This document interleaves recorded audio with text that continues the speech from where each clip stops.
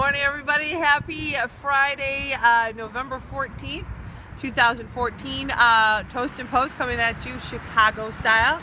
I am Cassandra, aka Lady Mad. Behind the camera is my husband. There he is. Hubby, Mickey, also known as Mickey. We're hoping to go around and just get a few things here and there around Chicago. We thought we'd start out with something a little unusual. Maybe you're not quite aware of this fact. Right behind me is the post office for Inglewood, but this is a famous site. We're at 63rd Street in Wallace, and this is was the location of the murder castle that was owned by Herman Webster Mudgett, better known as H.H. Holmes, or America's first serial killer, which of course, you know, makes a Chicagoan proud. He was at the time, came to Chicago in August of 1886. There was a drugstore across the street, started working for there, eventually bought the plot of land that was behind us where the post office is at, and actually built his home that was an actual castle. It was about 3 blocks long, and it actually was from 601 to 603 63rd Street. It was dubbed as the castle by the neighborhood people. It had 100 windowless rooms, doorways opening to brick walls, oddly angled hallways, stairways to nowhere, doors only openable from the outside, and a host of other strange and labyrinthian constructions. He constantly changed builders so that he was the only one who knew the actual plan of the thing. What was smart about what he did, or scary, I guess you could say, was that he made it into a hotel for the World's Fair, Chicago World's Fair in 1893. It was called the World's Fair Hotel, and it was a hostelry.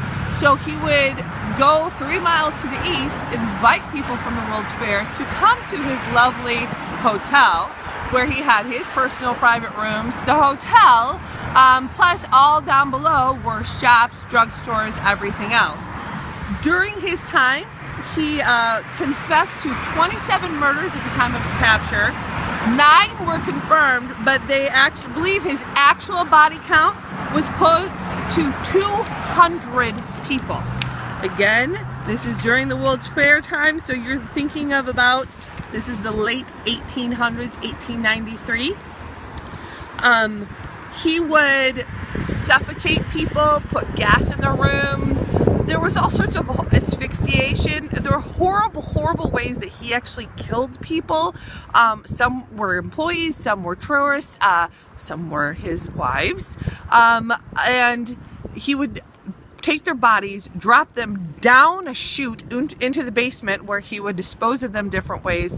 The most grotesque way was he would actually clean the bodies down, make skeletons, and then sell them to the local medical supply, colleges, medical schools, because he had all sorts of insights, because after all, he was a very good doctor.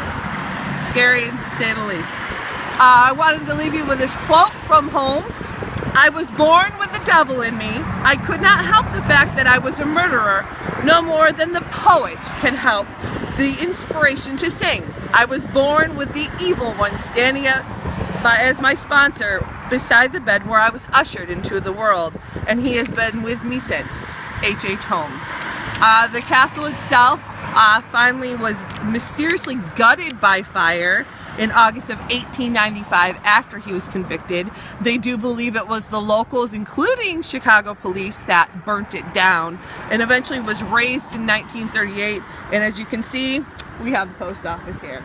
So a few lucky people who have checked in this bright and early morning, I get to read your names here. So we're gonna give a shout out to BDS Lover, aka the Naughty Fangirl. Congrats on your first Toast and Post from your very new house.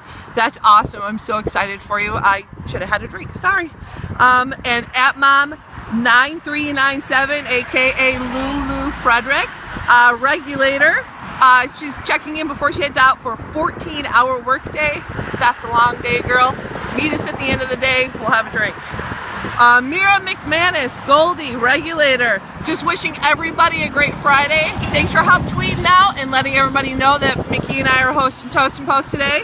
And also, Double Person 66, Crowley's bitch, Regulator, what up? She's shaking that ass today and sending out a New York City check-in to Chicago style Toast and Post. All right, we're gonna head on out. We're gonna check this, make sure it sounded okay. Talk to you guys later. See you at the next place.